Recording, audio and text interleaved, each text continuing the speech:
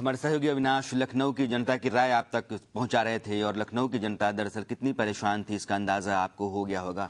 मेरे गांव में कमोबेश 70 या 80 बाइक्स हैं और जितने भी मेरे गांव के नौजवान हैं आसपास नौकरी करते हैं, रोजगार करते हैं, छोटा मोटा काम करते हैं, 8 से 10 हज़ार रुपये महीने कमाते हैं और उनकी मोटरसाइकिल दिन भर में करीब करीब 70 से 80 किलोमीटर चलती है। 1 लीटर 70 से 80 किलोमीटर मोटरसाइकिल चल सकती है, यानी कि उस व्यक्ति को जो 8 से 10 हज़ार रुपये महीने का कमाता है उसको रोज 70 रुपये का पेट्रोल या 75 रुपये का पेट्रोल भरवाना होगा, यानी कि 2,500 रुपये का वो पेट्रोल जलाएगा तो 8,000 रुपये वो कमा सकता है।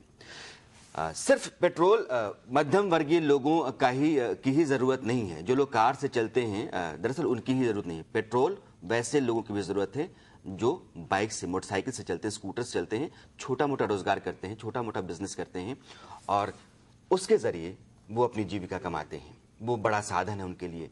गांव में अगर आप जाएंगे, कस्बों में आप जाएंगे या आप वहाँ से हैं, आप बैठे हुए तो आपको उस बात का अंदाज़ा होगा। हमारे साथ अवधेश जी जुड़ गए हैं, सीनियर जर्नलिस्ट हैं, हमारे नए मेहमान। अवधेश जी, अब प्रतिक्रिया आपकी मैं लेना चाहूँगा इस 7.5 रुपये के इजाफे पर। ये बाजार पूंजीवाद की नृशंसता है। ये लगातार हम लोग इस बात को, जब से भारत में उदारवाद आरंभ हुआ, हम लोग कह रहे हैं कि एक समय ऐसा आएगा जो आम आदमी को भगवान या शैतान के हवाले छोड़ दिया जाएगा। ये उसी का एक अत्यंत ही नृशंस रूप है। देखिए, जिस समय जून 2010 में जब सरकार ने पेट्रोलियम पदार्थों को डी कंट्रोल किया, उस समय 40 रुपये 60 पैसे मूल्य था और आज आप देखिए कि आज की बढ़ोतरी के हिसाब से केवल दिल्ली में करीब 73 रुपये हो जाएगा। जब ये सरकार आई थी उस समय 35 रुपया मूल्य था, उसके हिसाब से ये दुगनी से ज्यादा हो गई है।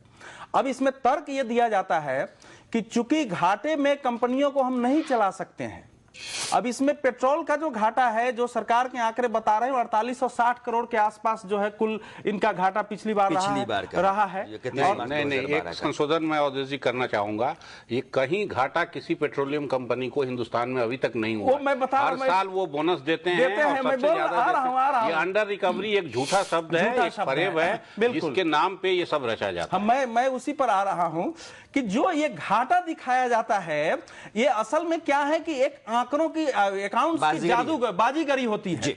आप ये बताइए कि दुनिया में जब महामंदी चल रही थी, भारत अकेला देश है जिसने 6ठा वेतन आयोग लागू किया और इस समय ऑयल एंड नेचुरल गैस और पूरे उस डिपार्टमेंट में एक एक डायरेक्टर का अगर वेतन और भत्ता आप देख लेंगे तो 2-2, 2.5 लाख रुपए तक जा रहा है। तो उसमें अगर इस प्रकार से आप खर्च करेंगे, आप विज्ञापन पर खर्च करते हैं, उन सारे हिसाबों का लगाया जाए तो यह घाटा नहीं होना चाहिए। दूसरी बात कि दुनिया में भारत अकेला ऐसा देश है जो कि अंतर्राष्ट्रीय मूल्यों का बहाना बना के इस प्रकार की वृद्धि कर रहा है। जब सितंबर में वृद्धि हुई तब भी दुनिया के अन्य देशों ने इस प्रकार से वृद्धि नहीं की। 4 नवंबर को जब वृद्धि की तब भी वृद्धि नहीं हुई। आज भी जितनी वृद्धि हुई आपने कहीं से खबर नहीं सुनी होगी। और आज जो मैं आंकड़े देखा हूं, देखिए, एक होता है न्यूयॉर्क मर्केंटाइल, वहां 92.57 डॉलर जो है बैरल, वो प्रति बैरल है। और जो जुलाई की डिलीवरी का रेट है लंदन काउंटी में, वो है क्रूड का 109 डॉलर प्रति बैरल। तो ये इस समय इतना नहीं बढ़ गया था और यही नहीं बढ़ने जा रहा है। ये जिस प्रकार से बता रहे हैं कि पिछली बार हमको 1,38,541 करोड़ घाटा था और इस बार 1,93,000 करोड़ से बढ़ने वाला है, तो जाहिर है कि ये जो है आगे डीजल का, ये केरोसिन का और गैस का भी बढ़। गैस पर तो ही बताते हैं कि हमको 479 रुपए का घाटा हो रहा है। कैसे हो रहा है? दुनिया में इस प्रकार से रेट कहीं नहीं है जितना हाहाकार मचाया जा रहा है। इसलिए मैं बार बार कह रहा हूं कि इस समय सत्ता पर चारों ओर से ऐसे लूटने वाले लोग बैठे हुए हैं जिनको जनता की कोई चिंता नहीं है। और इस समय के जो राजनीतिक नेतृत्व है वो बिल्कुल ब्यूरोक्रेट्स पर और देश में जो सो कॉल पूंजीवाद के समर्थक अर्थशास्त्री है उनके सलाहों पर काम कर रहे हैं। शकील जी, दरअसल सवाल अब चर्चा हमारी वहां आ गई है कि ऐसा लगता है कि घाटे के नाम पर, यूरो डॉलर के मुकाबले रुपए के लगातार कमजोर होते जाने के नाम पर, राजस्व घाटा बढ़ते जाने के नाम पर, एक्साइज ड्यूटी कम ना करने के नाम पर आपकी सरकार जो कुछ कर रही है दरअसल बहाना है। ये लूट खसोट का एक तंत्र खड़ा हो गया है। नहीं, देखिए, ये तो डेमोक्रेसी में विपक्ष को ये सब शब्दों का उपयोग करना चाहिए। जिम्मेदार लोगों को तो ये शब्दों का उपयोग नहीं करना चाहिए, इसलिए कि ये जो घाटे हैं ऑन रिकॉर्ड है, जो कंपनियों का घाटा है ऑन रिकॉर्ड है। अगर एक जगह के घाटे, एक कंपनी के घाटे को माया जाल अगर आप समझते हैं, तो भारत के पूरे जो तंत्र है जिससे हम बजट पूरा बनाते हैं, अनुमानित करते हैं, उसको रेवेन्यू कलेक्शन करते हैं, डिस्ट्रीब्यूशन करते हैं, तो वो उसी को कह दीजिए। फिर किसी भी कंपनी के जो चार्टर अकाउंटेंट सर्टिफिकेट को भी आप गलत कह दीजिए। तो ये बात सही नहीं है। सही ये है कि घाटे पहले से थे, कड़े फैसले लेने के लिए भारत में, क्योंकि डेमोक्रेसी, हम लोग भी डेमोक्रेसी का हिस्सा हैं, और कोई भी सरकार कड़े कदम उठाने के पहले थोड़ी डरती है, वोटरों के आक्रोश का शिकार ना हो उसके लिए डरती है। इसलिए आहिस्ते आहिस्ते फैसले, ये फैसले बहुत पहले लेना था जिसको सरकार ने टाला, और टाल के अब ये लिया गया है।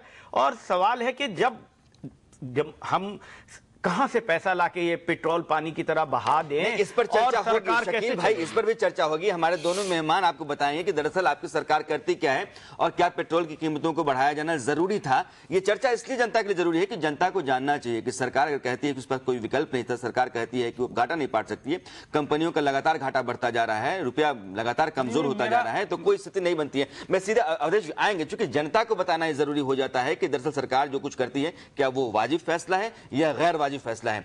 जसवंत भाई, मैं आपके पास इसलिए आना चाहता हूं कि गोवा एक मिसाल है, और गोवा ने एक्साइज ड्यूटी वैट यानी कम करके और 11 रुपए की राहत दी है अपने यहां के लोगों को। क्या आपकी सरकार इस दिशा में कुछ सोचेगी?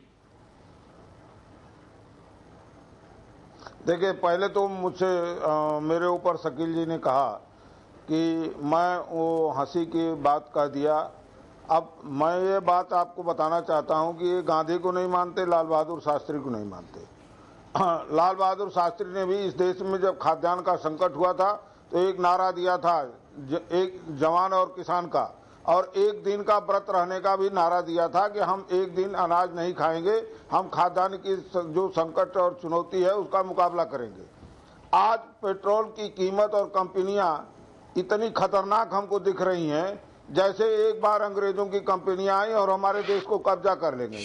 आज इन्हीं कंपनियों के बहाने से कांग्रेस पार्टी लगता है वो अंग्रेजों की कंपनी हो गई है, और उस कंपनी के माध्यम से इस पूरे देश को गिरवी रखने की तैयारी कर रही है। हम बड़ी बड़ी चुनौतियां में उसका मुकाबला न करें, लूटने के लिए कहें हम कड़ा फैसला ले रहे हैं, ऐसा कौन जनहित का काम कर रहे हैं कि कड़ा फैसला ले रहे हैं? ऐसा खतरनाक निर्णय कौन ले रहे हैं जिससे जनता का भले होने वाला है? ये जो अफवाहें फैलाई जाती हैं और कहा जाता है जिम्मेदार विपक्ष नहीं है। अरे आप पूरे देश को लूट रहे हो इसलिए कि हुकूमत में बैठे हो, और इस घटिया काम को रोकना होगा।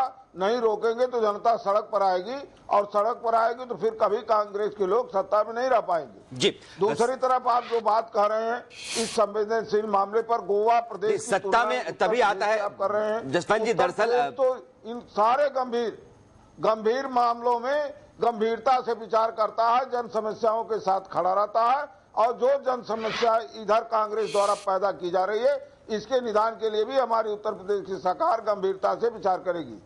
जी, दरअसल सत्ता जब जनता सौंपती है तो अपनी बेहतरी के लिए सौंपती है, उम्मीद करती है कि उसके लिए मुश्किलें कम होंगी। लेकिन मौजूदा सरकार कांग्रेस की है, हो सकता है कि वो जो भी तर्क दे रही है, जो भी दलील दे रही है वो वाजिब भी हो, लेकिन गले से नहीं उतरता, क्योंकि बहुत सारे रास्ते ऐसे हैं जिन रास्तों के जरिए जनता को निजात दी जा सकती थी, जनता के लिए राहत पैदा की जा सकती थी। लेकिन 7.5 रुपए आज की रात से पेट्रोल प्रति लीटर बढ़ जाएगा, यह सुन करके ही लोगों को अचंभा होने लगा है, या यूं कहूं कि सदमा लगने लगा है।